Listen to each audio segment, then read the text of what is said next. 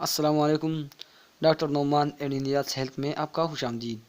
नाजरीन, आज हम बूढ़े और कमज़ोर अफराद के लिए एक नए एपिसोड लेकर आए हैं।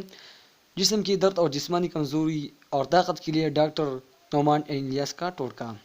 अगर गर्मी की वजह से या किसी और वजह से आपके जिस्म में दर्द रहता है या जिस्मानी कमज़ोरी है, तो इसके लिए आज हम आपको चीकू का शेक बनाना सिखाएंगे, जिससे आपको बहुत एनर्जी मिलेगी। ब्लेंडर में 2 से 3 चीकू बीज निकाल कर डालें।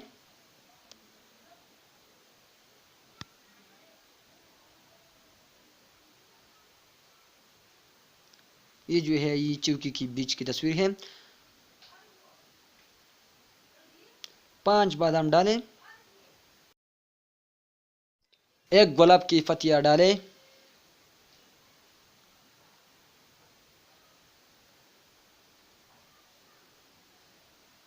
2 छोटी इलायची खोल कर डालें।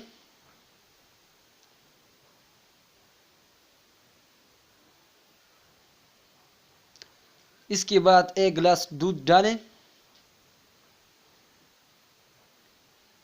और फिर 1 चम्मच तुख्म मलंगा डालें।